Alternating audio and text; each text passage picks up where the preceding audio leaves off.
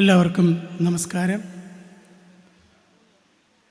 Don Bosco Salesian സഭ കൊല്ലത്തിൻ്റെ മണ്ണിൽ സേവനമനുഷ്ഠിച്ചതിൻ്റെ സുവർണ ജൂബിലി ആഘോഷങ്ങളുടെ ഭാഗമായിട്ടാണ് ഇത്തരമൊരു കോൺക്ലേവ് നടത്തുന്നതെന്ന് മനസ്സിലാക്കുന്നു. അതിനുവേണ്ടി മുതിർന്ന വൈദികർക്കും സ്ഥാപനങ്ങൾക്കും നന്ദിയും കൃതജ്ഞതയും. ഞാൻ വരുന്നത് പന്മന പഞ്ചായത്തിലെ പൊന്മന എന്ന തീരദേശ ഗ്രാമത്തിൽ ജനിച്ചു വളർന്ന ഒരാളാണ്. കരിമണ്ണിൻ്റെ എല്ലാ തീക്ഷ്ണമായ അനുഭവങ്ങളും മത്സ്യത്തൊഴിലാളി മേഖലയിലെ ജീവിതാനുഭവങ്ങളും മത്സ്യത്തൊഴിലാളികളുടെ സംസ്കാരവും പൈതൃകവുമൊക്കെ കൂട്ടിച്ചേർത്ത് നടക്കുന്ന ഒരു ജീവിതം നയിച്ചുകൊണ്ടിരിക്കുന്ന ആളെന്നുള്ള നിലയിലാണ് ഞാൻ നിങ്ങളോട് സംസാരിക്കുന്നത്. കരിമണൽ ഖനനത്തിൻ്റെ എല്ലാ അതിൻ്റെ ദുരന്തങ്ങളും പേറി എൻ്റെ കുടുംബത്തിനുണ്ടായിരുന്ന വസ്തുവും വീടും ആർജിതമായതെല്ലാം കരിമണൽ ഖനനത്തിന് വിട്ടുകൊടുത്തിട്ട് സ്വന്തം ജന്മഗ്രാമം നഷ്ടപ്പെട്ട് അന്യൊരു പ്രദേശത്ത് പ്രവാസിയാക്കപ്പെട്ട ഒരാളാണ് നിങ്ങളോട് സംസാരിക്കുന്നത്. എൻ്റെ പപ്പ ഒരു ധീരനായ മത്സ്യത്തൊഴിലാളി ആയിരുന്നു. ഞാൻ വേറെ കാര്യങ്ങളിലേക്ക് കിടക്കുന്നില്ല. നിങ്ങൾക്കറിയാം കരിമണ്ണിൻ്റെ മൂല്യവും അതിൻ്റെ സാമ്പത്തിക പ്രയോജനങ്ങളും അത് രാജ്യത്തിൻ്റെ നയതന്ത്ര രംഗത്തും പ്രതിരോധ രംഗത്തുമൊക്കെ എത്രമാത്രം ബലപ്പെട്ടതാണ്, എത്രമാത്രം അതിന് മൂല്യമുണ്ടോ എന്നൊക്കെ നിങ്ങൾക്ക് മനസ്സിലാകും. ഈ കരിമണ്ണിൻ്റെ ചരിത്രം ആരംഭിക്കുന്നത് തന്നെ 1910-കളിലാണ്. അതിനോട് ഞാൻ കൂടുതൽ പറഞ്ഞു പോകുന്നില്ല. നമുക്കറിയാം നീണ്ടകര മുതൽ അഴീക്കൽ വരെയുള്ള ഏതാണ്ട് 23 കിലോമീറ്റർ സമ്പുഷ്ടമായ കരിമണ്ണുള്ള പ്രദേശമാണ്. അതിനപ്പുറത്തും പൊഴിവരയും തോട്ടപ്പള്ളി പൊഴിവരയുണ്ട്. പക്ഷേ ഒരു പ്രത്യേകത പുത്തൻതുറ തൊട്ട് അല്ലെങ്കിൽ നീണ്ടകര തൊട്ട് അഴീക്കൽ വരെ സമ്പുഷ്ടമായ കരിമണ്ണുള്ള പ്രദേശമാണ്. അവിടെയാണ് നമ്മൾ നേരത്തെ ഞാൻ പറഞ്ഞതുപോലെ അവർ മത്സ്യത്തൊഴിലാളികൾ അവരുടെ ഉപജീവനമായി മത്സ്യബന്ധനവും അതുപോലെ കയർ നിർമ്മാണവും ആരംഭിച്ചു. ഈ കയർ നിർമ്മാണത്തിൽ വിദേശത്ത് നല്ല ഡിമാൻഡുണ്ടായിരുന്നു. ഈ കയറിൽ വെള്ളവും മണ്ണും ചേർത്ത് തൂക്കം കൂട്ടാൻ വർദ്ധിപ്പിച്ചതാണ്. വിദേശങ്ങളിൽ ചെന്ന് അവർ കണ്ടെത്തിയതാണ് നമ്മുടെ ഈ ധാതു മണൽ സംവിധാനം. ജർമ്മൻകാർ വന്ന് 1910 പുത്തൻതറയിലും ഗോൾത്തോട്ടത്തും തിരുക്കൊച്ചി ഒക്കെ ആരംഭിച്ച ഒരു സംവിധാനമാണ് ഇന്ന് ഇവിടെ ആരംഭിച്ചിരിക്കുന്നത്. ഒരു കാര്യം മാത്രം വ്യക്തമാക്കാൻ ആഗ്രഹിക്കുന്നു. തീരദേശവാസികൾ, മത്സ്യത്തൊഴിലാളികൾ അടക്കമുള്ള തീരദേശവാസികൾ ഒരിക്കലും കരിമൺ ഖനനത്തിനോ അതിൻ്റെ വ്യവസായ വളർച്ചയ്ക്കോ വികസനത്തിനോ ഒരിക്കലും എതിര് നിന്നിട്ടില്ല. പക്ഷേ ഞങ്ങളുടെയൊക്കെ പ്രക്ഷോഭങ്ങൾ, ഞങ്ങളുടെയൊക്കെ പോരാട്ടങ്ങൾ എങ്ങനെ തുടങ്ങിയെന്ന് ചോദിച്ചാൽ ഈ വികസനത്തിൻ്റെ ഇരകളായി മാറ്റപ്പെട്ടവർക്ക് നീതിയും അവകാശങ്ങളും നിഷേധിക്കപ്പെട്ടപ്പോൾ മാത്രമാണ് ഞങ്ങളെപ്പോലുള്ളവർ പ്രക്ഷോഭത്തിന് ഇറങ്ങിപ്പുറപ്പെട്ടത്. അതുകൊണ്ട് ഒരു കാര്യം നിങ്ങളോട് പറയാം. എനിക്ക് എൻ്റെ ഒരു അനുഭവം നിങ്ങളുമായിട്ട് പങ്കുവെച്ചിട്ട് എൻ്റെ അവസാനിപ്പിക്കാം. ഞാൻ അയ്യാറിക്ക് എൻ്റെയും എൻ്റെ സഹോദരങ്ങളുടെയും മാതാപിതാക്കന്മാരുടെയും ഭൂമി കൊടുത്തു.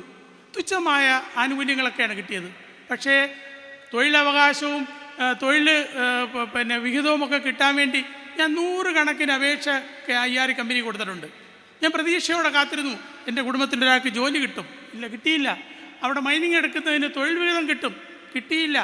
എത്ര അപേക്ഷയാണ് ഞാൻ കേന്ദ്ര പൊതുമേഖലാ സ്ഥാപനമായി അയ്യാറി കൊടുത്തത്. എൻ്റെ അപ്പനും അമ്മയും വളരെ പ്രതീക്ഷയോടെ കാത്തിരുന്നു ഈ ആനുകൂല്യങ്ങളൊക്കെ കിട്ടുമെന്ന്. പക്ഷേ ഈ ആനുകൂല്യങ്ങൾ കിട്ടിയില്ലെന്ന് ഒരു മറുപടി പോലും കിട്ടാതെ എൻ്റെ അപ്പനും അമ്മയും ഈ മരണത്തിന് കീഴടങ്ങുകയാണ് ചെയ്തത്. അതുകൊണ്ട് ഞങ്ങളുടെ അവകാശങ്ങളെ സംബന്ധിച്ച്, ഞങ്ങൾക്ക് കിട്ടേണ്ട അവകാശങ്ങളെ സംബന്ധിച്ചാണ് ഞങ്ങളുടെ വേദനയാണ് ഈ വേദിയുമായിട്ട് നിങ്ങൾക്ക് പങ്കെടുക്കാനുള്ളത്.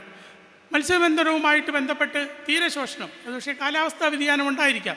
പക്ഷേ ഞങ്ങളുടെ അവിടുത്തെ മൈനിങ് തീരശോഷണത്തിൻ്റെ ഏറ്റവും പ്രധാനമാണ്. ഇവിടെ ആരോ പറഞ്ഞു, ഞാൻ താമസിച്ച വീട് ഇപ്പോൾ നോക്കിയാൽ ഉൾക്കടലിലാണ്. അത് ഒരു പക്ഷേ ഡിജിറ്റൽ സർവേ വെച്ച് നോക്കിയാൽ മനസ്സിലാകും എൻ്റെ വീട് ഇപ്പോൾ ഉൾക്കടലിൽ കിടക്കുകയാണ്. തീരം പോയി മത്സ്യത്തൊഴിലാളികളുടെ തൊഴിലും തൊഴിലിടവും പോയ ഒരു സംവിധാനം. തീരക്കടൽ മത്സ്യബന്ധനമായിരുന്നു ഞങ്ങളൊക്കെ ആശ്രയിച്ചിരുന്നത്. കമ്പുവലയും വീശുവലയും അവിടെ കക്ക വാരാൻ വരെ ഞങ്ങൾ ഉപയോഗിച്ചിരുന്ന തീരങ്ങൾ ഞങ്ങൾക്ക് നഷ്ടപ്പെട്ടു. തൊഴിൽ പോയി, വരുമാനം പോയി, ഞങ്ങളുടെ എല്ലാ സംവിധാനങ്ങളും തകർക്കപ്പെട്ടു. അതിന് ശാശ്വതമായ ഒരു പരിഹാരം ഉണ്ടായില്ല. ഒരു കാര്യം കൂടെ സൂചിപ്പിക്കാൻ, നേരത്തെ മലിനീകരണത്തിൻ്റെ കാര്യം പറഞ്ഞു. ടൈറ്റാനിയത്തിൽ നിന്ന് അതിമാരകമായ രാസവസ്തുക്കൾ നമ്മുടെ തീരക്കടലിൽ ഇവർക്കും TS കനാലിലേക്കും നമ്മുടെ തോട്ടിലേക്കും ഒഴുക്കി വിടുന്നുണ്ട്. മത്സ്യത്തൊഴിലാളികളും വിദഗ്ധന്മാരും ഇവിടെ ഉള്ളതുകൊണ്ട് ഞാൻ പറയുകയാണ്, ഞങ്ങളുടെ തീരക്കടൽ നിങ്ങൾ വന്ന് നോക്കിയാൽ മതി, അതിൻ്റെ കളറങ്ങ് മാറിയിരിക്കുന്നു. വളരെ മാരകമായ രാസപദാർത്ഥങ്ങൾ കൊണ്ട് അവിടുത്തെ കല്ലുകളിൽ പോലും ചെറിയ ചെടികൾ പോലുമില്ല. സൂക്ഷ്മജീവികളും പായലുകളും അടക്കം എന്നേക്കുമായി പോയി. തീരക്കടലിലെ മത്സ്യബന്ധനം മലിനമാക്കപ്പെട്ടതുകൊണ്ട് മത്സ്യബന്ധനം പൂർണ്ണമായി അതിൽ നിന്ന് ഞങ്ങളുടെ ആളുകൾ തൊഴിലും വരുമാനവും ഇല്ലാതെ നഷ്ടപ്പെട്ടു.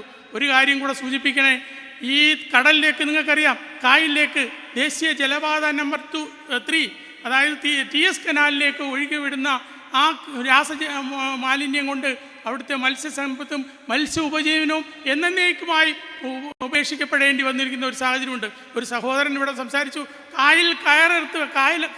കാലെടുത്ത് വെച്ചാൽ ചൊറിയുന്ന ഒരവസ്ഥയിലേക്ക് കാര്യങ്ങൾ മാറി. ഇവിടുത്തെ വിദഗ്ധരോട് എനിക്ക് പറയാനുള്ളത് ഈ അഷ്ടമുടി കായലിനെ കുറിച്ചാണ്. അതിൻ്റെ പുനരുദ്ധാനത്തെക്കുറിച്ച് ഒരുപാട് ഹൈക്കോടതി വിധികളൊക്കെ ഉണ്ട്. പക്ഷെ ഒരു കാര്യം ശ്രദ്ധിക്കണം, ഈ ടൈറ്റാനിയൽ ക്രമമായി ഒഴുകി വരുന്ന കായലിലൂടെ പതുക്കെ വേലിയേറ്റങ്ങളിലൂടെ വേലിയിറക്കങ്ങളിലൂടെ അത് ഒഴുകി വരുന്നത് അഷ്ടമുടി കായലിലാണ്. നൂറുകണക്കിന് ആയിരക്കണക്കിന് മത്സ്യബന്ധന തൊഴിലാളികളുടെ ഉപജീവന മാർഗമാണ്, പ്രതീക്ഷയാണ് അഷ്ടമുടിക്കായൽ. ഇത് മലിനീകരിക്കപ്പെടാൻ വലിയ സാധ്യതയുണ്ട്. സ്വതന്ത്രവും നീതിയുക്തവും അശാസ്ത്രീയവുമായ ഒരു പഠനം നടത്തണം. പല പഠനങ്ങളും അറിയാം, നിങ്ങൾക്കറിയാം. വിഴിഞ്ഞത്തിൻ്റെ കാര്യത്തിൽ ഒരു മിനിറ്റ് ഇവിടെ, വിഴിഞ്ഞത്തിൻ്റെ കാര്യത്തിൽ നമുക്കറിയാം, പഠനങ്ങളൊക്കെ കോർപ്പറേറ്റുകൾക്കും അധികാരവർഗ താല്പര്യങ്ങൾക്കും അനുകൂലമായി മാറ്റുന്ന സാഹചര്യത്തിൽ ഒരു പഠനത്തിലൂടെ മത്സ്യത്തൊഴിലാളികളുടെ അതിജീവന സംവിധാനങ്ങൾ പുനഃക്രമീകരിക്കണമെന്നാണ് ഞാൻ പറഞ്ഞത്. ഒരു കാര്യം പറഞ്ഞ് ഞാൻ അവസാനിപ്പിക്കുന്നു. ഞാൻ വരുന്നത് കോവിൽത്തോട്ടത്തു നിന്നാണ്. കോവിൽത്തോട്ടം എന്നേക്കുമായി പാരിസ്ഥിതികമായി സാമൂഹികമായി അടിച്ചു തകർക്കപ്പെട്ടിരിക്കുന്നു. 12 കൊല്ലമായി അവിടെ പുനരധിവാസമില്ല. ജനങ്ങളോട് പറഞ്ഞത്, നിങ്ങൾക്ക് മണ്ണെടുക്കുമ്പോൾ പുനരധിവാസം തരാം, തൊഴിൽ തരാം, വാടക തരാം, കടൽ ഭിത്തി നിർമ്മിക്കാം, നിങ്ങൾക്ക് സ്കൂൾ കെട്ടിത്തരാം, പാലം കെട്ടിത്തരാം, എല്ലാ കാര്യങ്ങളും പറഞ്ഞു. പക്ഷേ മൈനിങ് നടത്തി കോടിക്കണക്കിന് രൂപയുടെ മണ്ണെടുത്തുകൊണ്ട് പോയി. ഇന്ന് 15 കൊല്ലമായി എൻ്റെ ആളുകൾ വാടക വീട്ടുകളിൽ തെരുവിൽ കഴിയുകയാണ്. വാടക കിട്ടുന്നത് എത്രയാണെന്നറിയാമോ? 2080 രൂപ. അവസാനിപ്പിക്കുന്നു. 2080 രൂപയുടെ വാടക കിട്ടുന്ന ആളുകൾ. ഇത് ഞങ്ങളോടുള്ള വലിയ മനുഷ്യാവകാശം കോവിൽത്തോട്ടം നടക്കുന്നു. കോവിൽത്തോട്ടം അടക്കം തീരദേശ പ്രദേശത്ത് മൈനിങ്ങിൻ്റെ പേരിൽ വലിയ മനുഷ്യാവകാശ ധ്വംസനങ്ങളും അവകാശ നിഷേധങ്ങളും നീതി നിഷേധങ്ങളും നടക്കുന്നുണ്ട്. ഞാൻ അവസാനിപ്പിക്കുന്നു. ഇതൊരു നിലവിളിയായി നിങ്ങൾ കേൾക്കണം. കോവിൽത്തോട്ടത്തിൻ്റെ പാക്കേജ് 15 കൊല്ലമായും ജനങ്ങളെ മാറ്റി നിർത്തുന്ന, മറക്കുന്ന അധികാരി വർഗങ്ങൾക്കെതിരെയുള്ള വലിയ പോരാട്ടത്തിൻ്റെ മുഖത്താണ് ഞങ്ങൾ നിൽക്കുന്നത്. തീർച്ചയായും ഞങ്ങളുടെ പോരാട്ടം ഞങ്ങൾ പിന്തുടരും. അവിടുത്തെ അവസാനത്തെ മനുഷ്യനും നീതി നേടിക്കൊടുക്കുന്നത് വരെ ആ പോരാട്ടം നടത്തും. നിങ്ങളുടെ എല്ലാം പിന്തുണയും പിൻബലവും ഉണ്ടാകണമെന്ന് മാത്രം അഭ്യർത്ഥിക്കുന്നു.